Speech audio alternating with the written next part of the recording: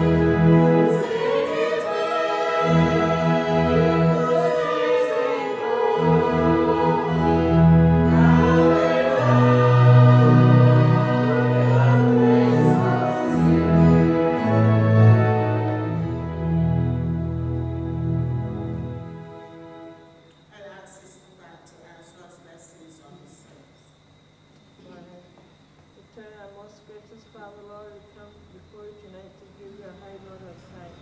Our Lord, we want to thank you for yet another lovely day you had granted unto us. There are many of Father who have been going through many things today, but Lord, we want to give you all the praise and the honor. Because, Lord, you are a God who cares about us. You are a healer, you are a provider, you are a friend, you are our God, Lord. And tonight we just want to worship you. As we come here, Lord, to Bible study, I pray, Father, that we will listen and that we will learn more about you. Because, oh Father, as we look around, we can see that the time is truly getting shorter. And Lord, we don't want to play church, but we want to be ready that when you should call or come, that we won't be getting ready. But, oh Father, we would be ready. Help us, Lord, not to be like the 5 foolish virgins who weren't ready. Let us, Lord, look to you and serve you in everything that we do, Father. Because you're the Alpha and the Omega, you're the beginning and the end, and there is none like you. So, Father, Lord, I ask your blessings upon this service. Everything that is said tonight and everything that is done will be done only to thy honor and to thy glory as we give you praise and thanks in Jesus' name. And you taught us when we pray to say, Our Father, who art in heaven, hallowed be thy name, thy kingdom come. Thy will be done on earth as it is in heaven.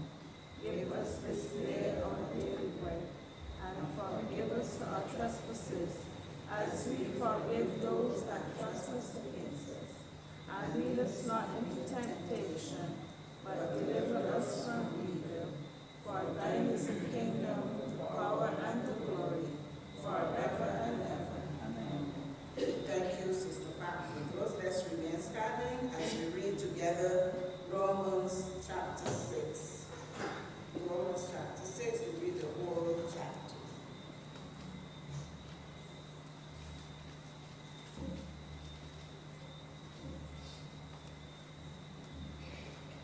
Here beginning. What shall we say then? Shall we continue in sin that grace may abound? God forbid. How shall we that are dead to sin live any longer therein? Know ye not that so many of us as were baptized into Jesus Christ were baptized into his death? Therefore we are buried with him by baptism into death, that like as Christ was resurrected from the dead by the glory of the Father, even so we also shall walk in newness of life. For if we have been planted together in the likeness of his death, we shall also in the likeness of his resurrection. Knowing this, that our old man is crucified with him, that the body of sin might be destroyed, that henceforth we shall not serve sin. For he that is dead is free from sin. Now if we be dead with Christ, we believe that we shall also live with him. Knowing that Christ being raised from the dead, dieth no more. Death has no more dominion over him.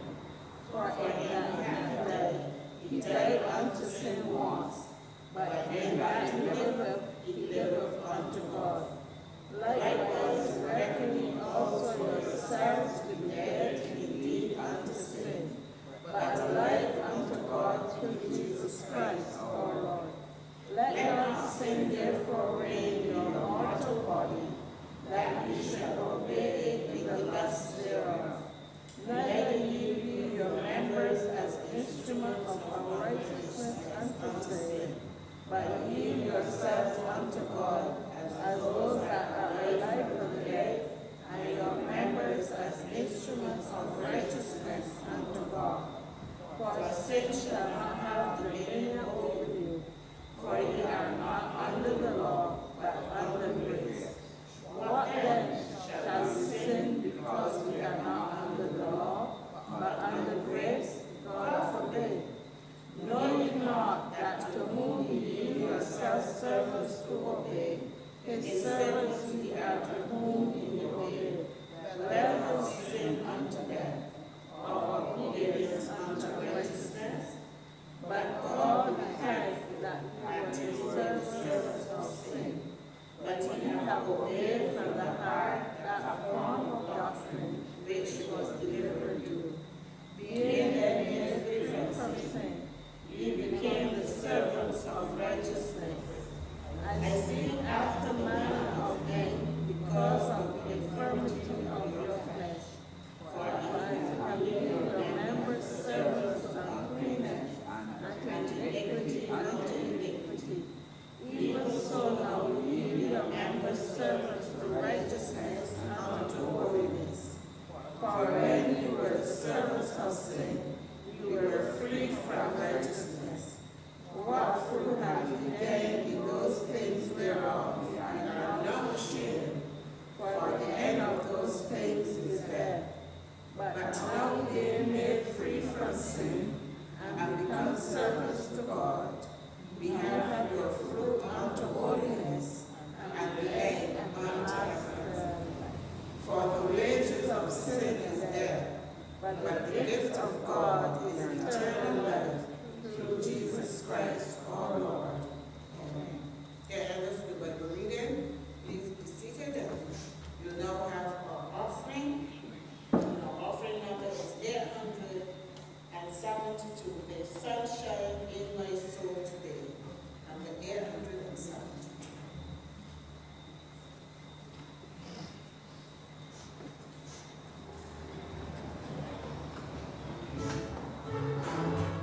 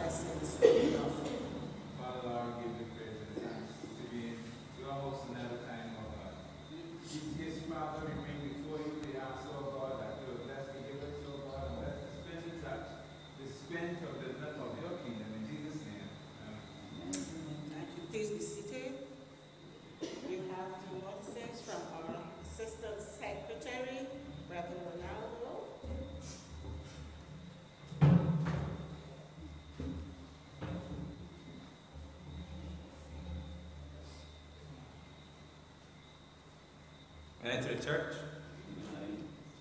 The notices are as follows. Starting tomorrow, Thursday at 5:30, there will be practice for the children. Thursday at 5:30 will be practice for the children. Immediately following after, at 7:30 will be senior choir practice. Practice for the senior choir at 7:30. On Friday, the 23rd, at 7:30 will be youth service. Saturday at 10 a.m. will be a health fair. And there's a reminder for all those who are bringing their supplies to bring them at 10 o'clock in the morning, or as soon as you can, for the health fair for the psychiatrist, sorry. On Sunday at 9 a.m. will be our Sunday school, and immediately following at 10 a.m. will be our morning's worship. In the evening at 5 p.m. will be our health fair. All that on Sunday, 25th. Our upcoming events, firstly, the Shalem barbecue will be on Friday, the 30th of August. Shalem will be having a fish fry / barbecue on the 30th of August. Our rally is coming up. That will take place throughout September the 22nd to the 27th as our annual rally, and there's a brief reminder for preparation for this rally. A quick recap: Thursday at 5:30 we practice for the children. Immediately following after 7:30 will be senior choir practice. On Friday at 7:30 there will be youth service. Saturday at 10 a.m. will be a health fair, and there's a reminder for all those to bring their supplies for the psychiatric. Sunday, 9 a.m. will be Sunday school, and following after at 10 a.m. will be morning's worship. In the evening at 5 a.m. there will be a health fair. Shalem barbecue is coming up, 30th of August. And the rally is almost here, September the 22nd to the 27th. And preparation, there's a reminder for preparation. These are the notices. Are we having any birthdays or anniversaries? I guess not. Come back over the hands system.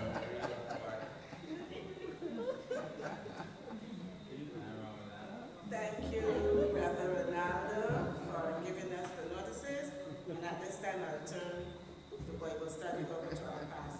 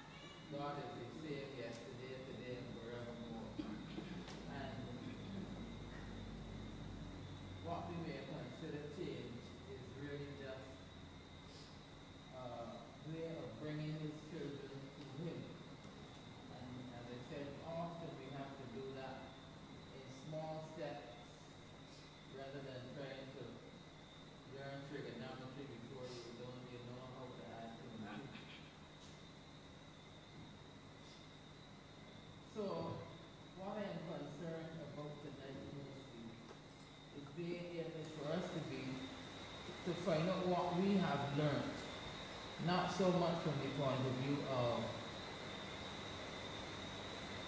microphone. not only from the point, not just from the point of view of knowing what happened in Exodus 20, but from the point of view of being able to apply it to us and to make sure that we are learning something from it. Last week we had a long discourse on the law and how it applies to us. And I think at least, even though it was grudgingly, we came to the conclusion that those who are not in Christ are still under the law, the penalty of the law of sin and death. It says that if you sin, you die. Sin is still punishable by death. So for the sinner, the law of sin and death applies. But the Christian is different, because if we sin, we have an advocate. So the Bible teaches us clearly that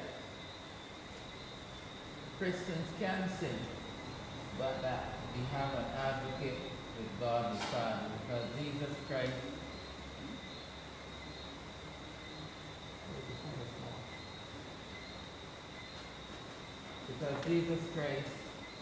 died for us in heaven.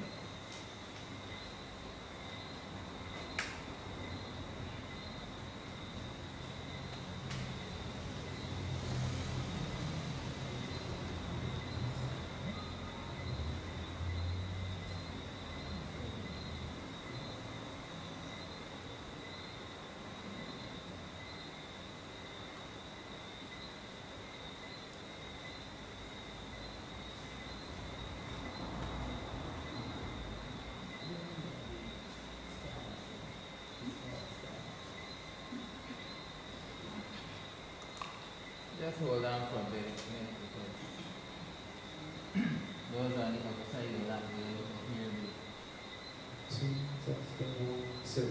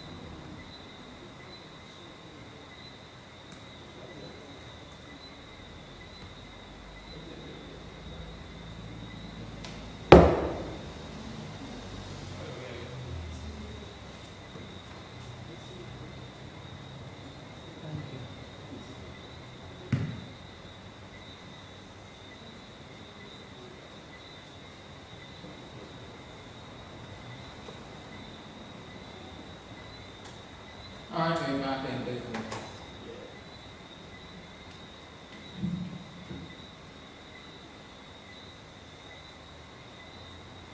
Now where was the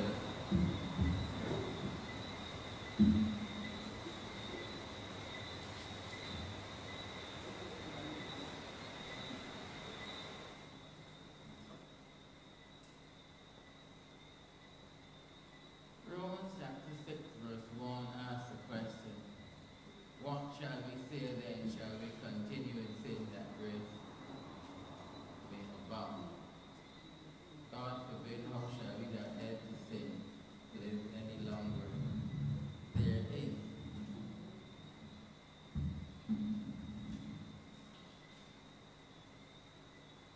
So we conclude that God brought the Israelites out of Egypt, and he gave them a law by which they were to act.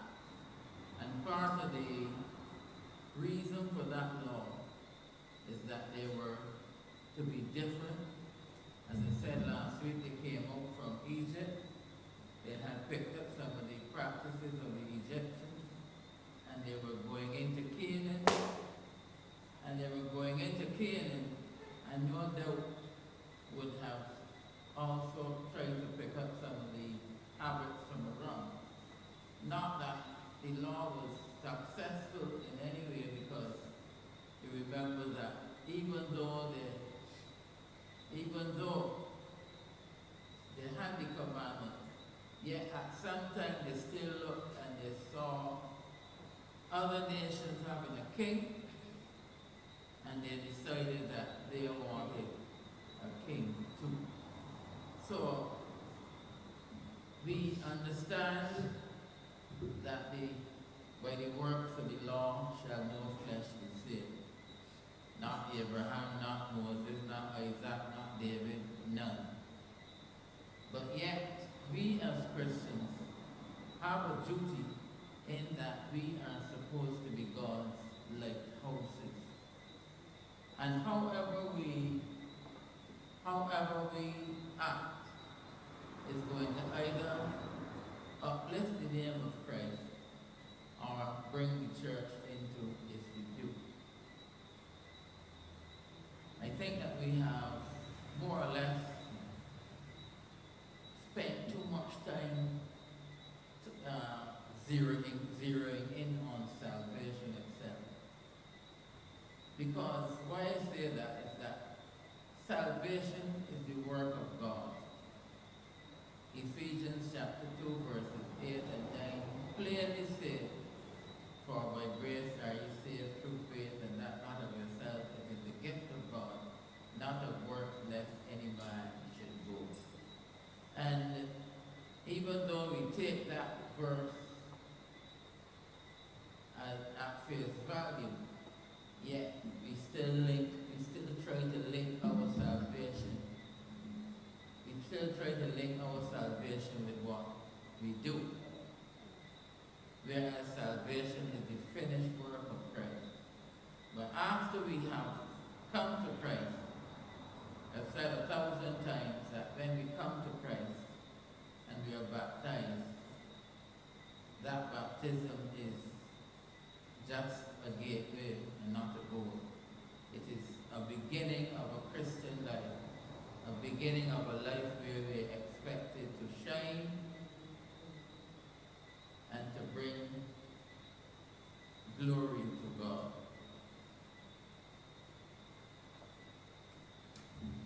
So, before we get too deeply into Romans, what can we learn about our nature from the children of Israel as they came out of Egypt? What was the first thing that they did when they got to the Red Sea and realized that they couldn't cross? What was the first thing that they did? Hello? They started complaining.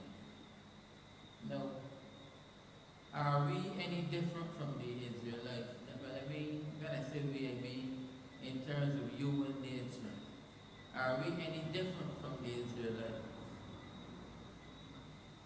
Nope. Don't think of you as an individual. Think of human nature. Still saving. Whenever something doesn't go as we think it should go, we complain. Hello? Instead of trying to fix it or trying to look for another way to complain. Perfect. That is human nature. And I believe that we would say that if we were in Egypt at that point in time, and if we had seen the plagues, how the plagues affected the Egyptians, and we saw how God protected the Israelites, we would say that we would have been different. That when we got to the Red Sea, we would be looking for the Red Sea, something miraculous to happen. Even if we didn't expect the Red Sea to part, we would think that God would somehow lift up the whole tribe and carry us over the sea and leave the Egyptians behind. So, but as I said, the truth of the matter is that Israel saw more miracles than any other nation. They saw more miracles. Jesus did yet they still did not believe, and they still killed him. And there's still people today saying, oh, if the church could have more signs and wonders, the people would be flocking in. It may be true. But if you have more loaves and fishes, they will flock in too. Jesus proved that. Right? But I believe that we are really no different in nature. And I use the word in nature because our nature as people are to do, our nature is to do the same thing everybody else is doing. But because we are in Christ, God expects a different from us. So yes, we would have complained too. And what about the fact that God fed the Israelites when he gave them water when there was no water? The fact that he had brought them across the Red Sea, should not that have alerted them that if he brought them through the sea, he could give them water too? But yet, with all of that, they were still on Moses' case, they want water. And then, when God gave them manna, what happened? They ate the manna, they disobeyed God. Remember, the instructions were clear. Take up every day, Sunday, Monday, Tuesday, Wednesday, Thursday, Friday. And you won't come up with Saturday. But you know that there's some people who still hoard, try to hoard it up. Some people who still kept it, and then it went still, and it went on. God was supposed to provide it to them every day. But we cannot forget tomorrow too easily. We want everything now. And they didn't want to have to go and gather every day. So the instructions were clear. So human nature has not changed. But what should have changed is our knowledge of God and what He says. But as if that wasn't enough, they got tired of bread. Every day we eat this bread. Now if God gave bread, I don't believe that any of those Egyptians, any of those Israelites, if they had to come here Saturday morning and have high blood pressure or high blood sugar or any of those things. Because, as a matter of fact, what did the Bible say about those that were wandered in the wilderness? That there was not one feeble person among them. God was keeping them. So if God gives us food, it can't have too much sugar, too much salt, nothing. It has to be perfect food. But yet they were not satisfied. They wanted meat. And God gave them quails. Was that enough? No, you got bread and you got fish, or whatever the quail was. It should be satisfied. But while they were eating, they were still complaining and grumbling, and the meat choked them. What does this say about us? Everybody within their mind says, if you only had money, you want land, and when you want house, and when you want car, you'll be so happy, and just enough money to spend. And what happens when you get it? The man who just buy the boat, as soon as he brings it home, you hear about somebody who bought a plane. And he gone again. So it is human nature is to be discontented and fretful and grumpy and grumbling. And one of the things that Paul says, I don't want you to be like that. You are washed. You are not to behave like that. But the Israelites threw up all, and they made Moses, as I often say, I cannot say that Moses was right. But I could understand what Moses went through. after God had done so much for the people, and they kept complaining, Moses drove a lash in the rock. And God had just told him to speak to the rock. Now if the rock was Christ, if the rock is a type of Christ, you know, he told us that when we pray, we don't have to be like the heathens doing the, you know, a lot of repetitions, you know, like the prophets of Baal and Mount Carmel, how they had cut themselves and did all of that. And maybe God was trying to show a type of Christ that you just speak and you ask for what you want.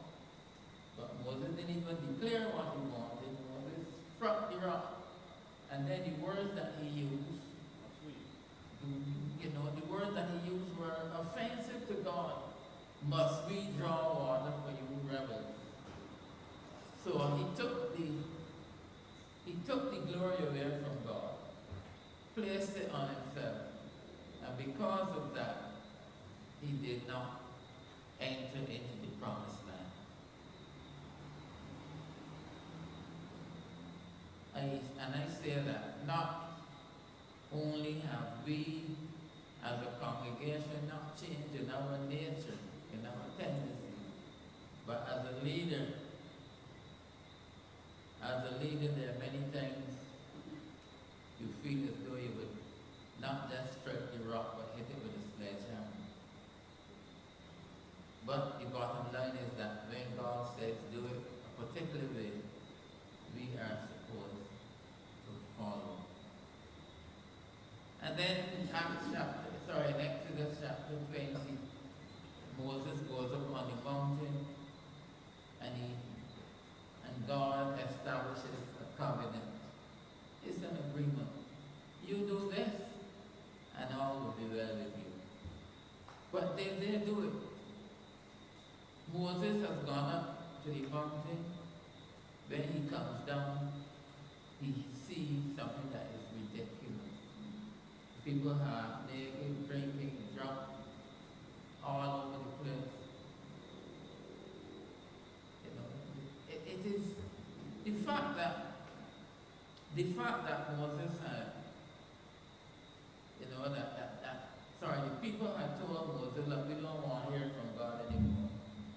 You talk to him and talk to us. I think that is still a reflection of what is happening today. That we see God as too terrible and what have you. We will do this and do that, but we don't want that. We don't want that close relationship with God. I believe that technically speaking, you could go on the other side. Say that now that God is, for the sake, His heavenly power came to earth and died for us. And Peter tell the Pharaoh, they say, what must people do say? Believe on the Lord Jesus Christ and thou shalt be saved. In other words, the simple thing, believe on that. I know the people are doing all kinds of things because as far as they're concerned, that can't be good enough. You know, so maybe they can know whatever God would say, the part of hell can make unregenerate. Still say, the Almighty God says that it's still better to do it. So technically speaking, I understand what you're saying, yes, in the context that great cool. You understand that way that whole kind of difficult to come to Christ. You know, you still want to bring, they say, it's on a truck, but tell Jesus that, you keep it back, it's on the head.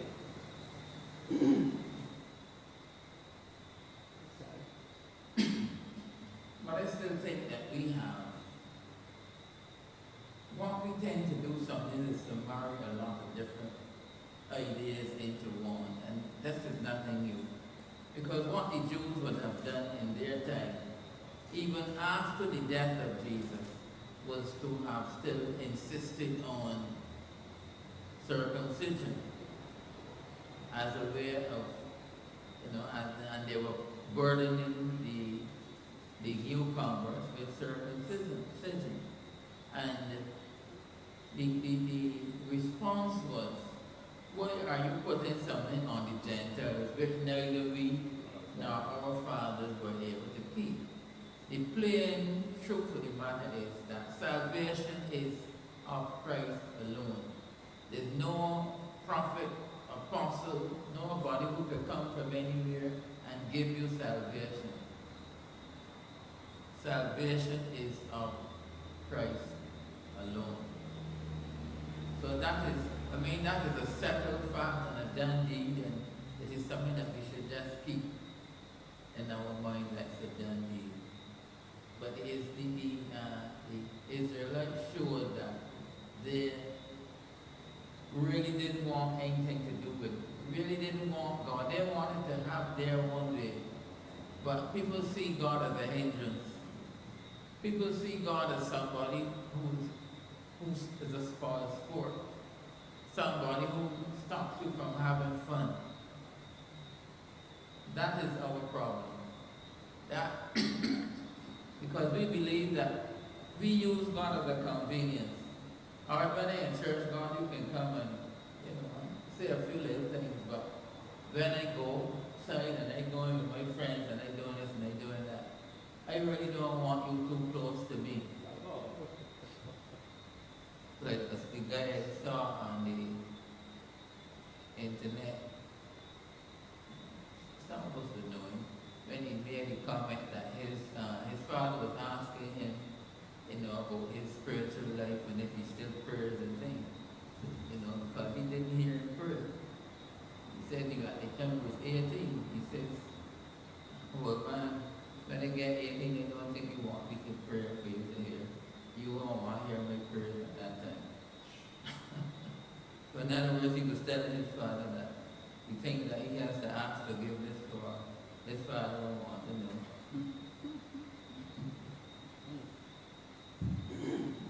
But the whole of all of the covenants that we are looking at says one thing, that God wants a relationship with his people. The Bible is not a book about just a few laws we throw together and you keep this, you keep that, you keep that. We have gone past that now, and we have gone to the place where the law is written on the fleshy table of the heart. In other words, God speaks to us. God speaks to us, and we are expected to obey. So at every turn, what we can learn from the Israelites a lot is not what to do, but what to do not do. Because they at every turn showed that human nature was overriding the relationship. And the whole of the Old Testament is about a breakdown of relationship between God and man. And God had to bring mankind back in steps, showing us that even though he brought about the priestly sacrifices and all that, those were not enough.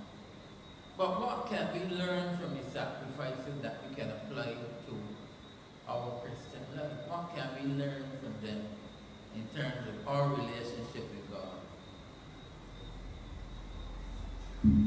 What's the first thing that we can learn from the sacrifice?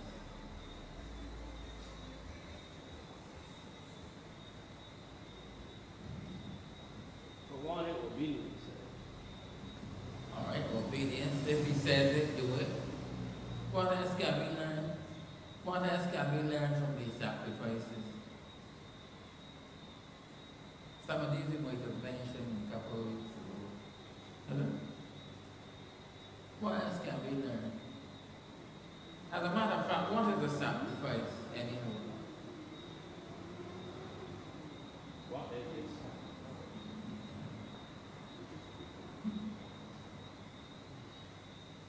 What is a sacrifice? I don't mean a sheep or a goat, no. But it probably is better to start from the sheep and the goat. Because what do we remember from the sheep and the goat? What do we remember from that? that it has to be spotless. So, all right, That is offered. it's offered, all right. And what else about the sacrifice that we can learn? Brother said it's to be spotless. He said it's something that we offer. But there's a lot more that we could learn from the sacrifices that can teach us something. You remember we talked a few days ago about what sort of sheep you had to bring? Hello?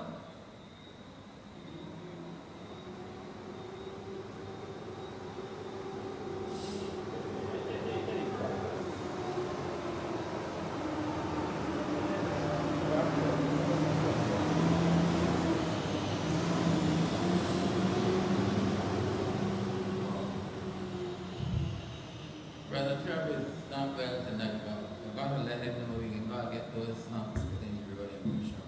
That may not sound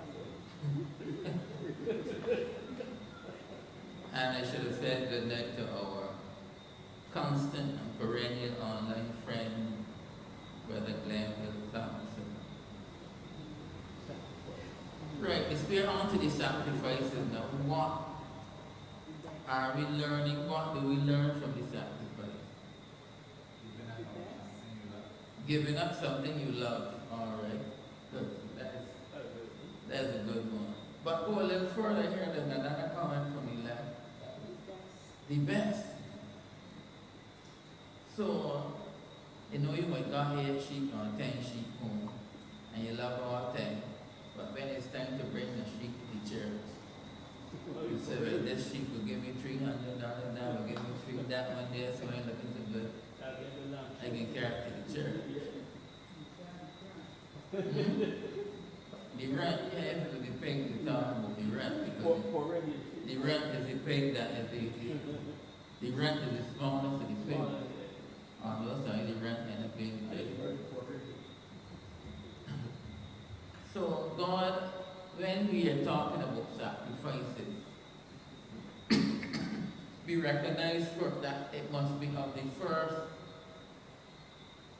first. In other words, remember the minister that said he had the minister of transport and he got to get the first road. The first road must be for him. But better than that, God was teaching the Israelites that the first must be his, the first and the best. And we must, we must do it willingly. And then, all right, so we have established that it has to be the best. We have established that it has to be of good quality. And it has to be something that you want. You don't give God anything that you just, break up and throw it. That like if you give God something that you could do without. It's like if you got some clothes home and you hear that it's like you have to buy whoever needs. You say, man, this shirt is too good. This one here too tight and they had it for 5 years. Give it there. But when you are giving, and what else? What I always like about God is that He sets the example. Because when He had to give something to the world, He gave the best that He had. He gave His Son, Jesus Christ. Alright? So, it is.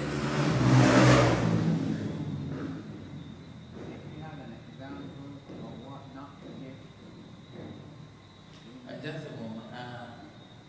Sister Marcel, we're going to complain that the volume for the stream is too low. Can we raise it? Right, you're saying, sir?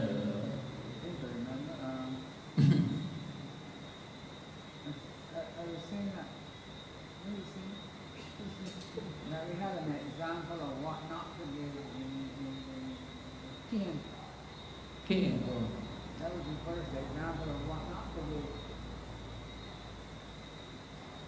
Because he gave, it is interesting, I don't know if we can pick much out of that, but Cain brought of the fruit, that's the first thing.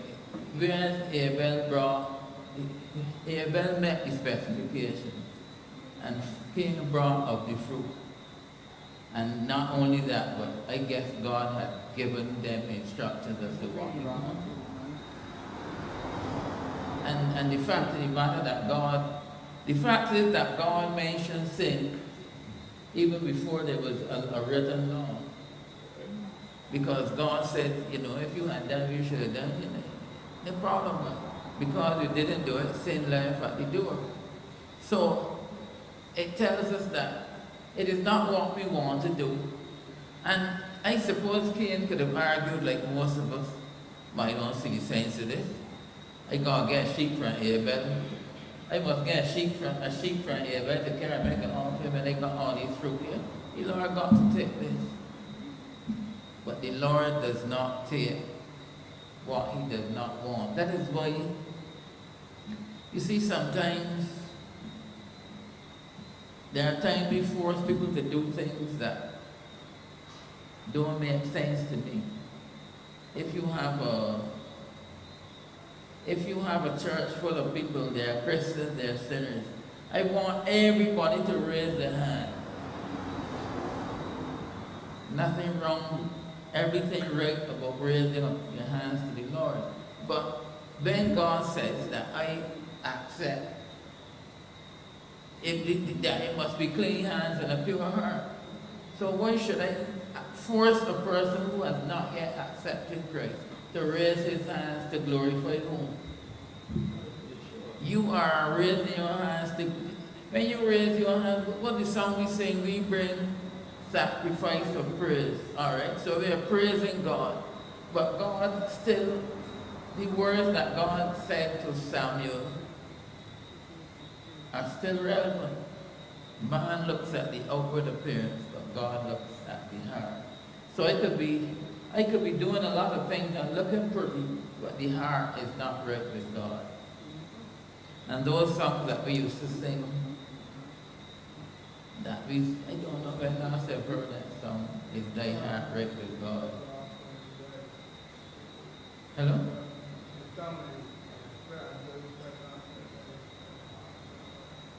Thy heart is not right with God. And there's only one way that our heart can be right with God, is if we submit ourselves to Jesus Christ and make him Lord, allow him to become Lord of our lives. Then God accepts our prayers, he accepts our praises, but we have the right to say to any man who has not accepted Christ, and he tells, I pray every day and the Lord hears me. But I know that only Abel had sheep and anything. But the point is that the attitude. I remember, for instance, Adam, when they sinned, God will meet them as normal. Even though they got fig leaves and sewn together, and they brought all that would be enough for them. But yet when Jesus Christ was coming to have fellowship with them, he still ran away because he realized that nothing in himself is good enough for himself to carry to God. Nothing about himself is good enough for himself to carry to God. And it could be, understand it better. Cain, on the other hand, he felt, you can put up, we got them doing at church and said, let's help. And somebody said, I'm money. I'm not doing that. But then the whole Cain carries a spell even to those who are alive today. This is what God said, let me do it. I don't understand why God telling me that I must do this. Why can't we do that? And the same idea that we will bring to any better sport, the idea is, I want to have my way. And if you listen to, we call it program, today. One man, he said, I wanted, I can't really say, well, don't mind the Bible. People don't read the Bible to suit themselves. You know what I'm saying? And this is the second thing, as far as the world is concerned, but unfortunately, people bring saving over into the church. And I really tell you that God used a lot of plagues against Pharaoh. It was a hard job getting the children of Israel out of Egypt. But it was a harder job getting Egypt out of the children of Israel. You come to God and say, well, I bring your one again, your one baggage. And that is it. The first it does is cut away our happiness.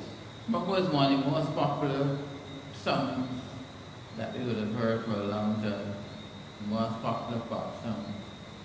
I did maybe. I did it by way. Which, it sounds good. And sometimes even at funerals we sing that I did it my way. You know, and we forget that there is a my way, and my way and God's way don't always match. We want to do it our way. And God is specific as to how He wants it done. But one of the other points that we need to make is that all the laws that God gave the Israelites, are there any that would have made God stronger, richer, better? Are there any that would have benefited God in that regard?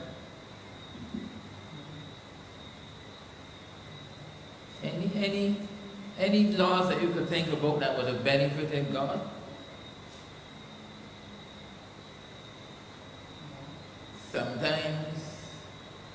Sometimes, unfortunately, in churches, people make demands that benefit them.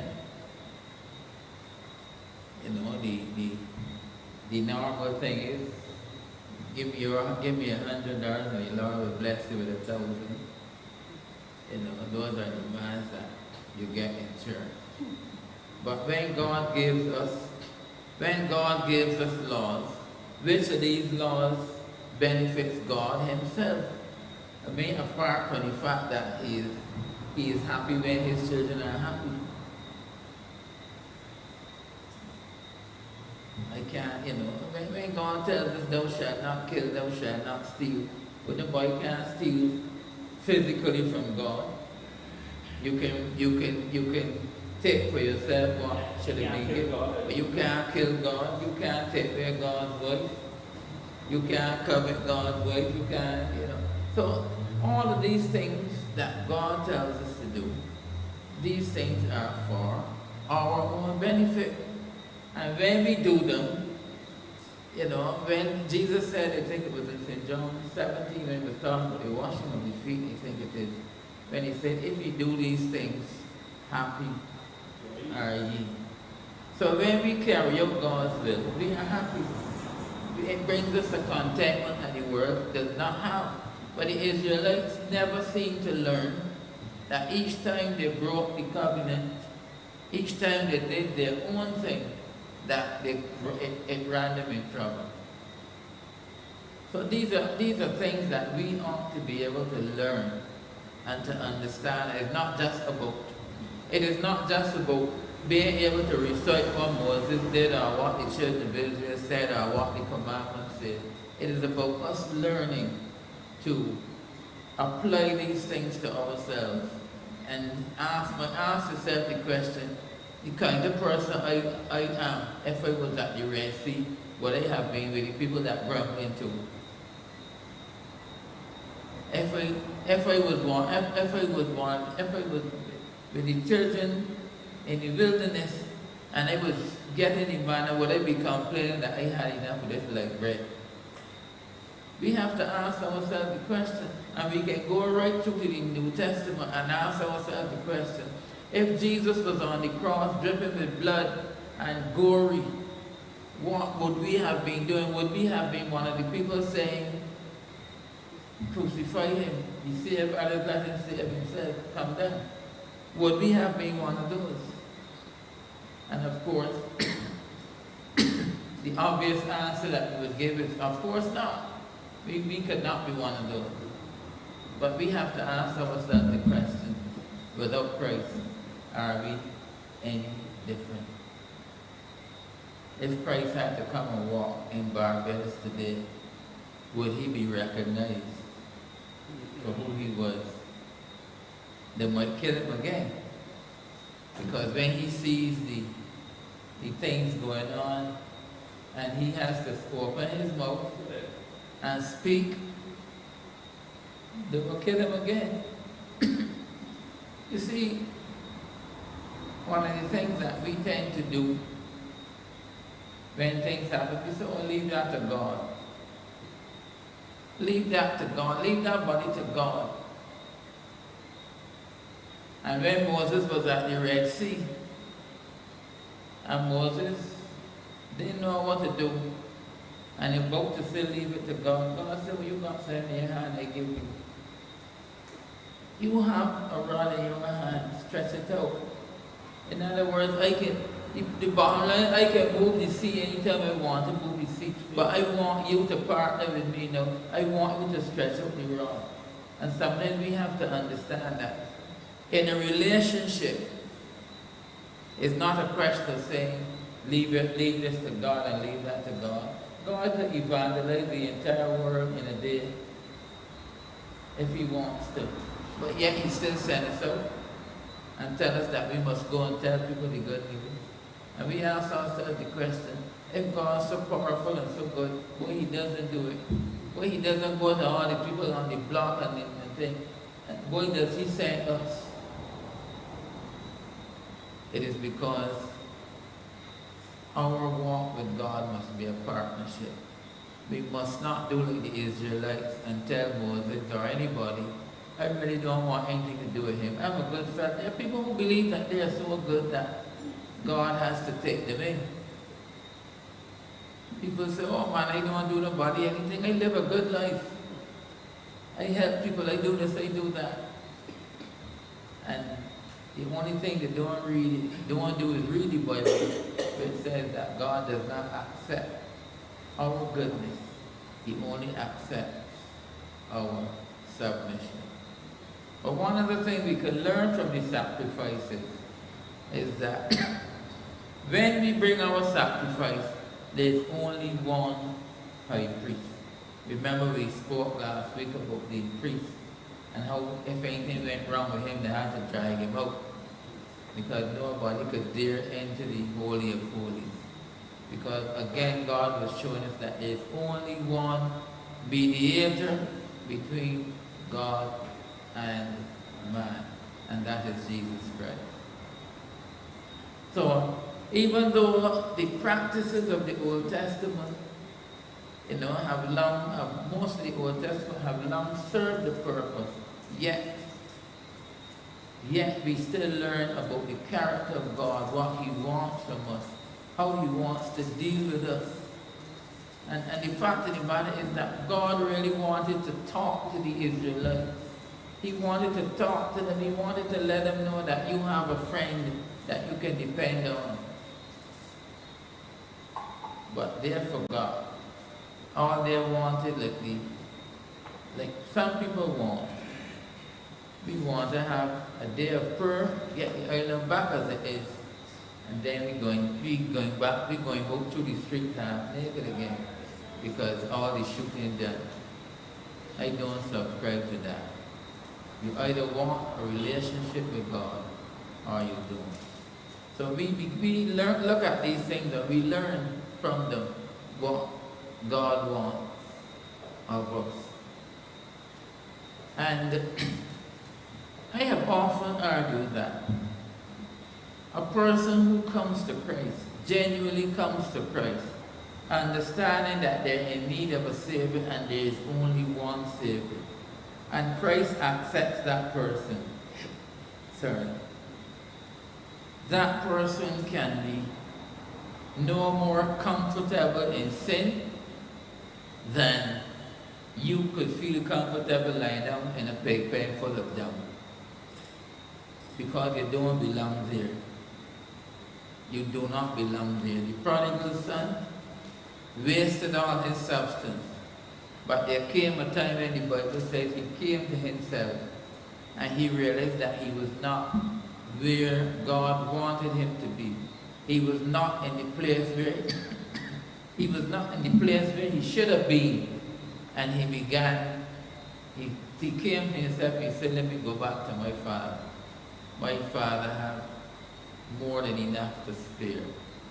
But thanks be to God, he came back as a servant, but God accepted him as a son. God accepted him when he came back to the place where he should be. So, even though sometimes Christians will stray from the precepts that God, where God wants them to be, eventually as the Holy Spirit speaks to us, we recognize that this is not the place where God wants me to be. I often remember my father when he was out of the church. You know, there was a period when he was out of the church, and he said one evening in the ground, he got the call, and he came up and started to dress. And Mom said that she was almost laughing away in church. You know, because at that point in time, you know, he was not a church person at that point in time. But he recognized even down in the ground where he was working, that he was not the place where he wanted, where he should have been. And on his own, he got up and went down to church, which was on this very spot, I think it was then. I'm sure by the life I remember. On this very spot where I think the pastor was Pastor Dotting, I think it was somewhere, I think it might have been on this very spot where he rededicated his life to Christ. So I'm saying that even though you may stray away, God has a way of leaving the 99 and going after the one who has strayed. And that call he got brought him back. But I believe that, you know, just as God was courting Israel over and over again, that there are times that God speaks to us in our life too. And even though we may be in church, God may be saying, God is impressing upon us, you are not functioning the way we want you to function. You are not the place where you want you to be. You are not doing the things that I expected of you. You know, whereas I expected, I call you from being a fisherman to being a fisher of men. And look where you are down by the beach again. Wasting time.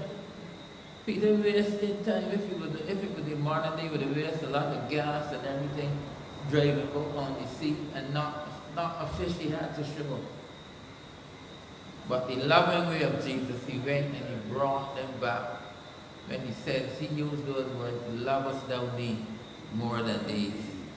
And I often ask myself, as I would ask you, if you had gone for Peter, how you was, tell me how, remember there was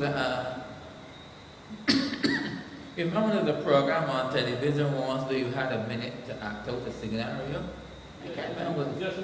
It was just a minute. Yeah, you had a television program. It wasn't just a minute. You know, the moderator would tell you over situation. No, the moderator would tell you, like, you come into the airport and you turn and you got your suitcase and the customs officer wants to know everything. How you gonna tell him? So then you have to start talking. Bust your brain, you're right. So if we had to do a bust your brain and you were Jesus and you had given Peter instructions, the man that turned his back on you and denied you, and then you met him down by the beach, start telling me how you would talk to him as a Bajan, but not as a Bajan. Use English. You know, but it is a serious thing, because sometimes when we start with Peter would Peter would have run back in the sea. But Jesus just found a way of bringing him back. Lovest thou me more than these?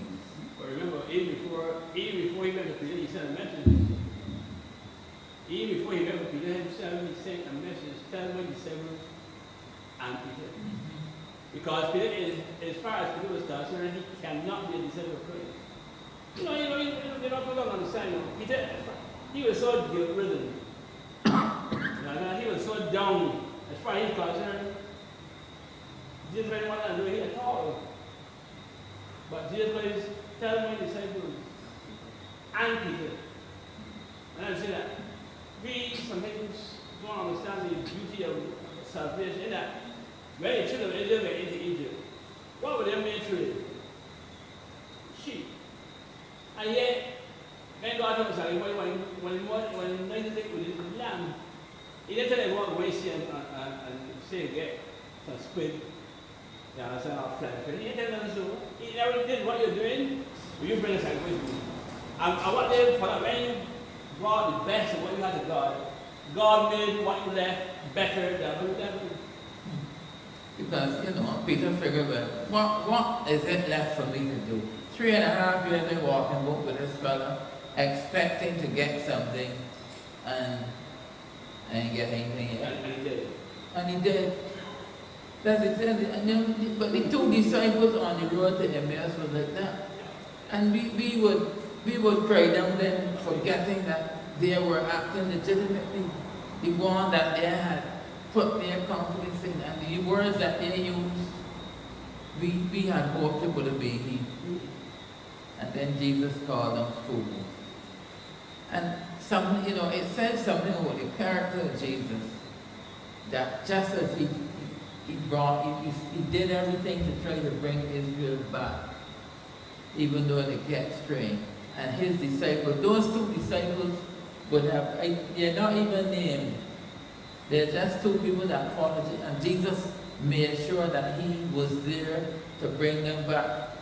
And as usual, whenever Jesus talks to people, it's as though he's saying, what did they say? Did not our hearts burn within us when he spake. So we have the principle of Jesus going after those. And I say to people all the time, if you have given your life to Christ, if you have dedicated your life to Christ and you turn away, don't expect to go and meet his feet. Because Jesus is coming after you. And Peter must have been saying, well, I was a fisherman for years. I know this trade.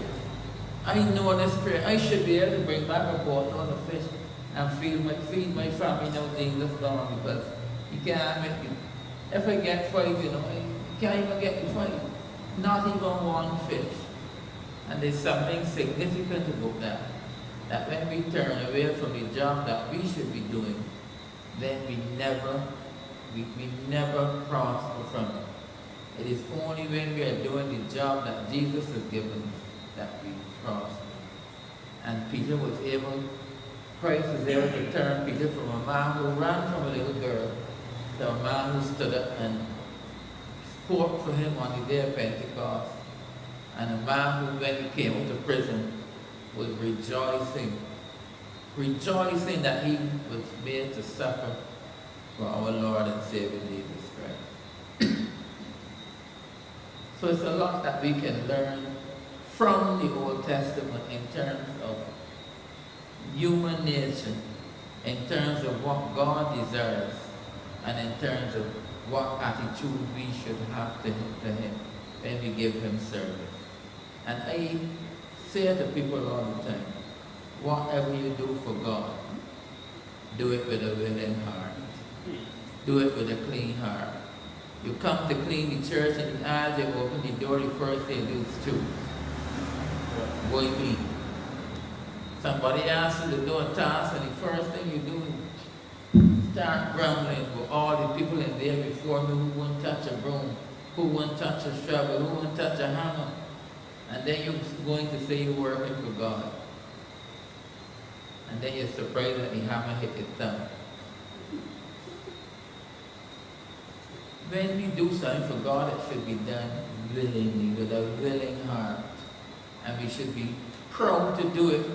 And don't let anybody ever see us doing anything for God and not doing our best, because God does not accept those sort of sacrifices. We must do what we have to do for God. I hope we're cool to do it. Today, really, something came up. A man preaching and really brought up a discussion we had something before. And the man was talking about grace and saved through faith. And the man said, remember, that faith is not even yours, you know. That is the faith that God gives to you to see his son and his way. I know y'all have things, but I didn't see that. When we talk about doubt, the human mind will always conjure up images of doubt. But for God, it is he himself, I remember Jesus Christ used the word, that no man can come to me unless the Father draw him. So even when you come to Christ, you are powerless in yourself to do it. And that's why you see, the point that you may be overlooking is that when we're talking about sacrifices, we're not talking about the sinner making a sacrifice. No, no, definitely not. Because the sinner, God does not accept what the sinner has to offer. God only hears the sinner when he comes on the ground to repent. That's why we hear the issue of warning. That's why we issue a warning to those who can hear. You know, there's some people today who said, when they talk about serving Christ, they said, I am going to serve Christ van and stop being van.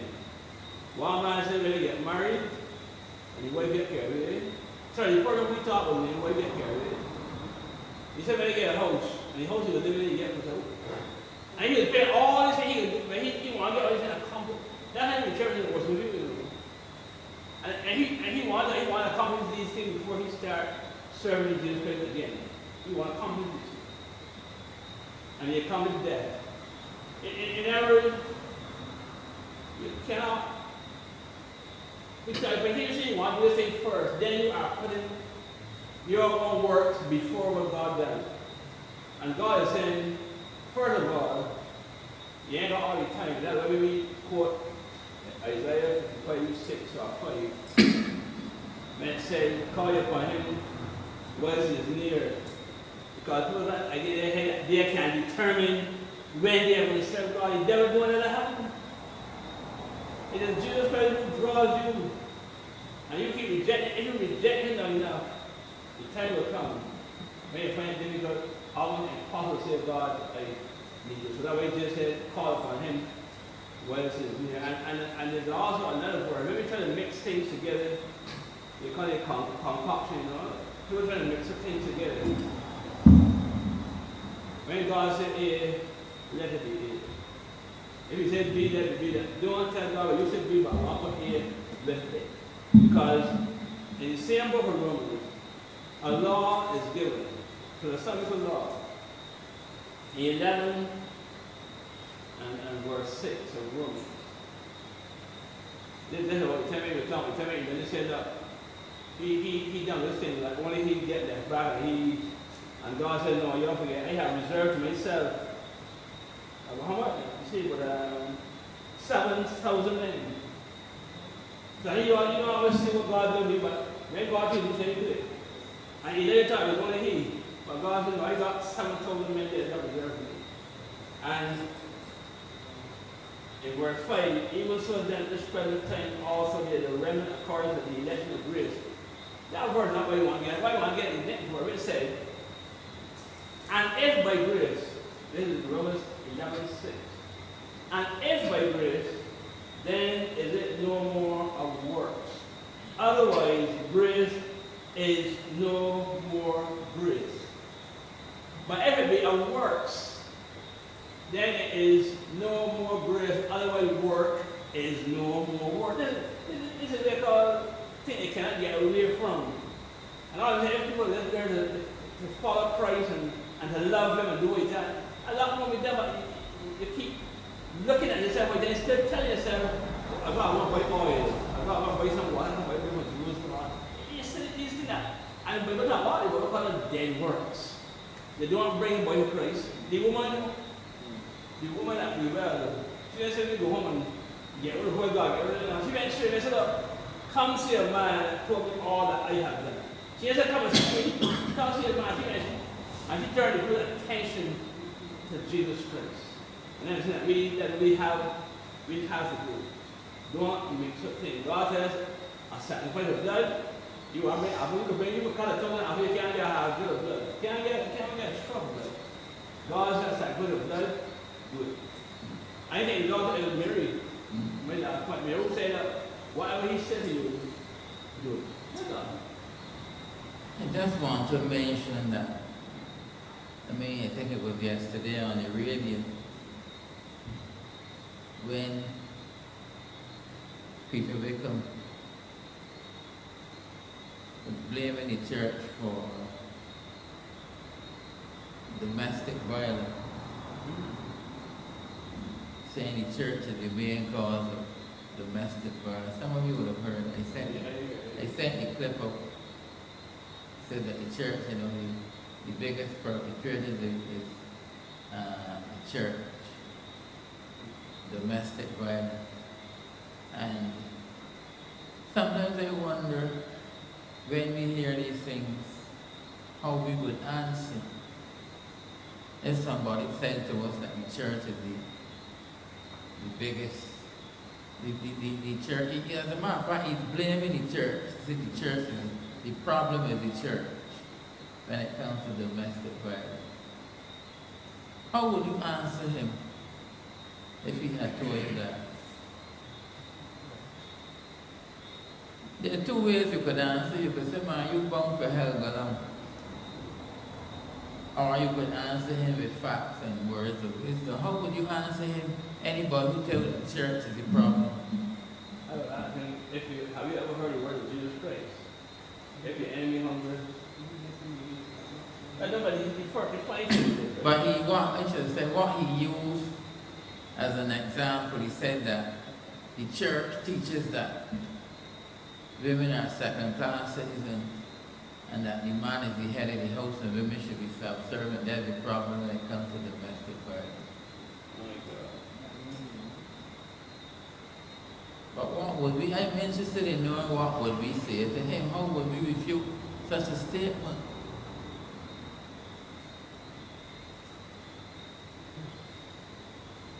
I started to hear it before. That main thing talk about. But there was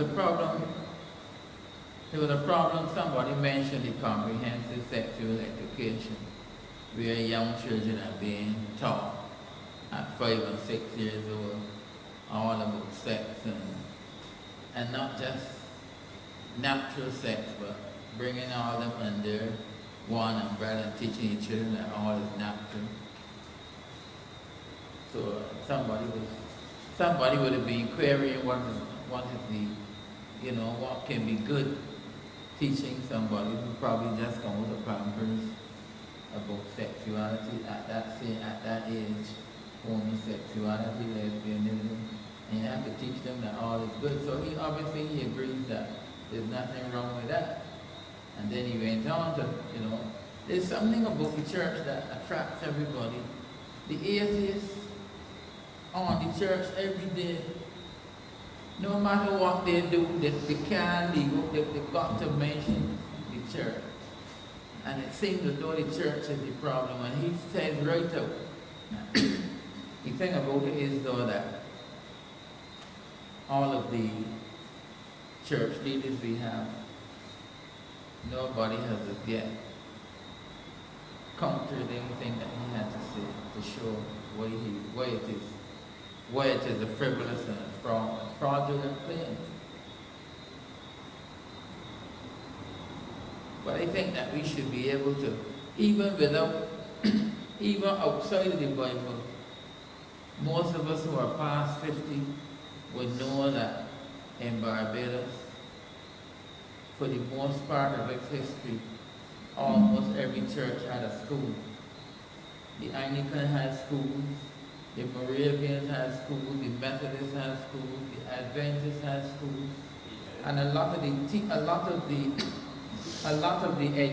educational system was upheld by the church.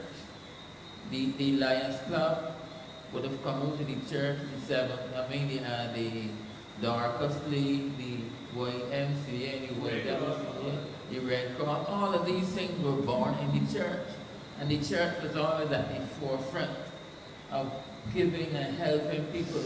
Even, and this hasn't really changed throughout all the world. When you see things in trouble, the church is only unfortunately, some of the modern day churches who believe in only getting and not giving, but it was, you can start, and not only in things, but in medicine, the hospitals, even the Catholics, and even in Barbados, I think they are the same. The Jordan Hospital was a Catholic hospital, I think. Start there.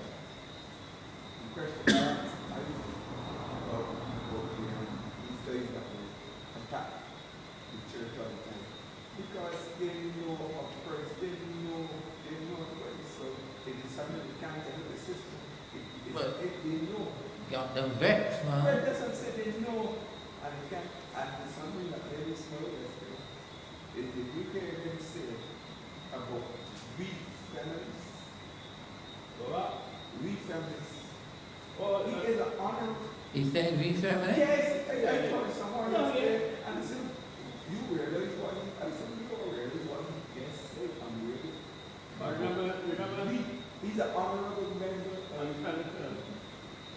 But I mean, you see, I don't ever want to deal with him as a, I don't ever want to deal with him as a person, but I'm saying that we as Christians have to be able to defend the gospel. But listen, the reason why you can answer Pilgrim, right? You can answer Pilgrim honestly, but as soon as you answer him the correct way, you and many churches are going to fall out. And the reason why, you have ministers there who uphold homosexuality. You got women there who consider the Bible. You wait till they have the Bible. You have women there who vet to Paul. And Pilgrim is skillful enough.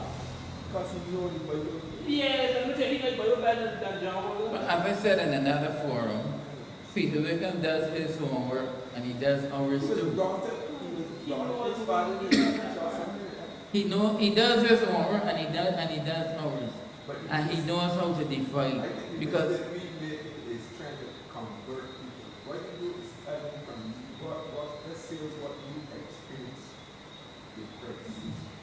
Instead of trying to change people, just this. But no, you don't. You see, what I'm saying is that the point I'm making is that even apart from what the Bible says, you can show the value of Christianity. And I remember a man said, he can't understand. California had an earthquake, but that was the California before they started doing food. We said California had an earthquake, I think it was 6 points something on the Richter scale, and hardly anybody died. And he pointed to the Middle East where they had an earthquake, the same magnitude, and thousands of people died. And it is, history will record that the people who serve, the nations that serve God, always seem to, to be better off physically. Not that we're saying that it works. Where God is the Lord, they always be that protecting hand. And sometimes when we say God is a vision or God is it is not a good statement to make, but as I said, it could be a vision of St. Lucian the Tree than anybody because he doesn't, he listens to who prays to him. But something you remember. You can return him in more one. Let's say before you're in church and church again. I mean, you're in church and allow him point. No. But the main point is this.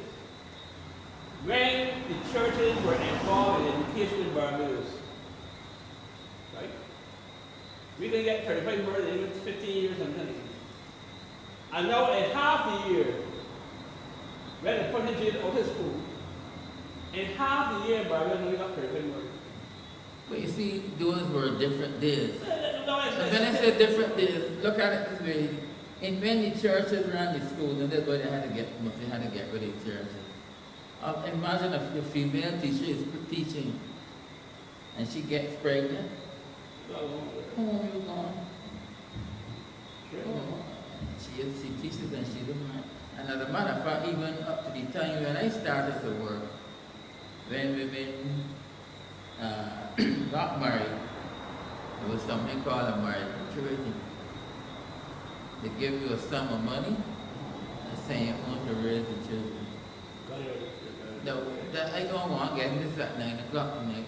But the point I'm making is that the country recognized that the raising of children was not a task for those who didn't know what they were doing. It was a task that called for wisdom. And the country recognized that if our children are to come up the right way, somebody has to be in control and somebody has to look after them.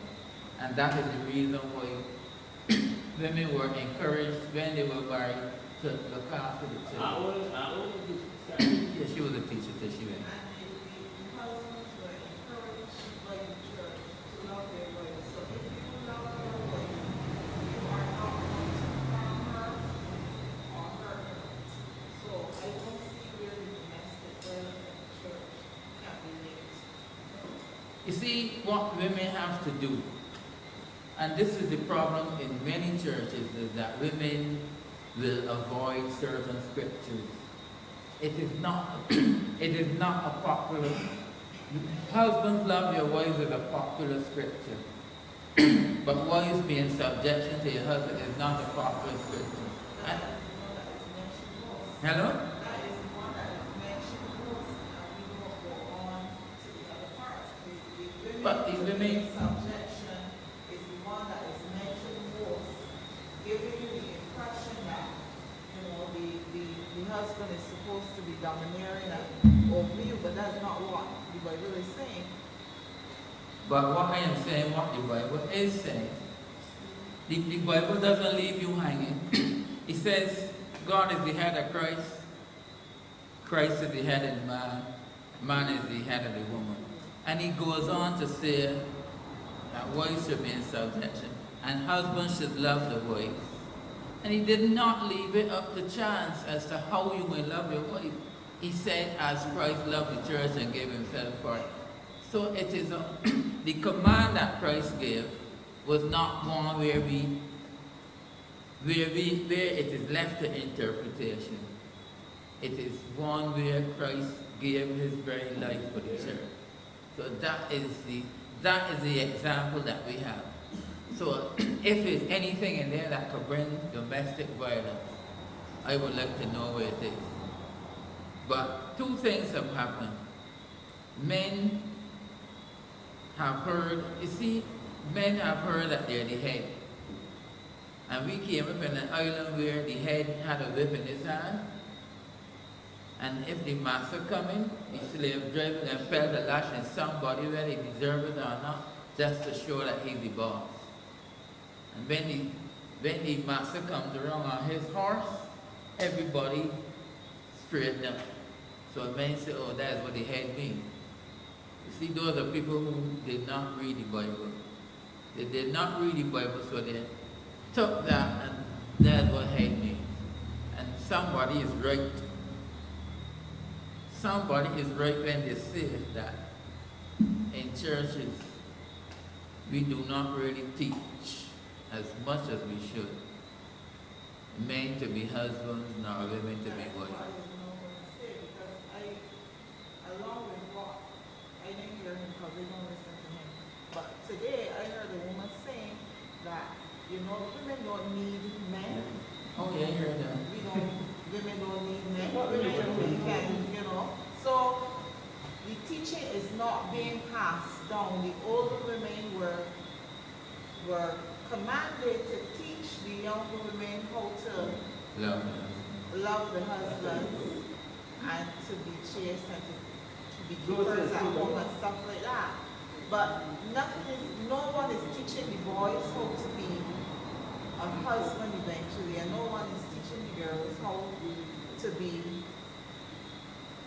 a wife. So when your mother said that, you know, you fallen in the good, and you better learn to work for yourself. That's what we are telling our children. You see, that was a solution, and it was a solution that came out of a reality that a lot of men were beginning to do foolishly. Through the saucepan, through the window, and because they know a woman can't stand to see 8 children looking at her and hungry and can't get anything to eat, she go and start over cooking again. And when the girl children saw that sort of behavior, they said that can't happen to you. Right, but that should not be the behavior in the church. But some of that behavior is in the church, so there's no difference with the world and the church. But yeah, but as I said, it is a matter of, again, trusting God to do what He said. And I argue that women found the solution for a problem, but the solution caused just as many problems or more. Because we had and still have a generation of children with not much guidance. But hold on a minute. How come that you want to judge the word of God by human beings? When human beings are to be judged by the word, whenever the word of God is right, it's right, it's right. So anybody who can the word of God said, somebody misuse it. No, hold on. I have nobody. We all. I got to do us here. I got to do us here. I'm saying the word again back to the accusations that Christianity is responsible for domestic play. Anybody who believes that's going to be a joke, that is nonsense. Yeah, but you see, we all know. I think that all of us know where Peter stands. All of us know where Peter stands. Peter? But what? Yeah. What do you mean, wait a minute. What you want me to say? I tell you, Peter. No, not that really. So what I'm saying is, the point I'm making is that when a person makes a statement, we should be able to comfortably show and look. You remember when Dorcas died? Yeah. And the central Peter, and the brother, when he pulled up this woman, there was evidence there, and I'm saying that when it comes to Christianity, there is evidence there of what Christianity has done for the world. But what we allow people to do is to take the days when the Catholics would go into countries, we cross and devastate countries and make a lot of things happen. Remember the Pharaoh had a billion things there. He was killed because he translated the Bible. You got it up. So I'm saying that a lot of things happen under the church, but we have to be able to denounce things that are not of Christ. Otherwise, when we talk, people are going to say, well, the church did this and the church did that. Which church? Which church is going to burn a man to death for translating the Bible? Correct. So that was not the church. But we get lumped in because even today, we are seeing and hearing false doctrine, and everybody's saying, leave it alone. Let God deal with it. Pastor, I remember when the learning to explain the difference between covenant Covenant and when you say what people say and what you covenant. so we just okay. Yeah, so next week. Don't worry about me next week. If you visa alone, Hello? if you visa alone, Well, either physically or by because that came up at work today, and questions were asked about both. or you will deal with that. Certain things they can't start after 9 No, o'clock. I don't want to time it.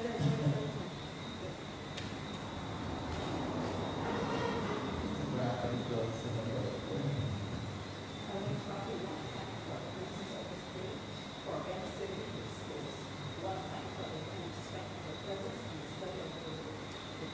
Father, as we continue so, that we will be enlightened so that we will be able to share confidence with others. We pray your blessing on those who are sick, we grant them rest from it. And as we leave to go to our various destinations, we pray that your gifts and peace all these much that I ask. In the name of our Lord and Savior Jesus Christ, and our Lord and Savior. May the grace of our Lord and Savior Jesus Christ, and the love of God, and sweet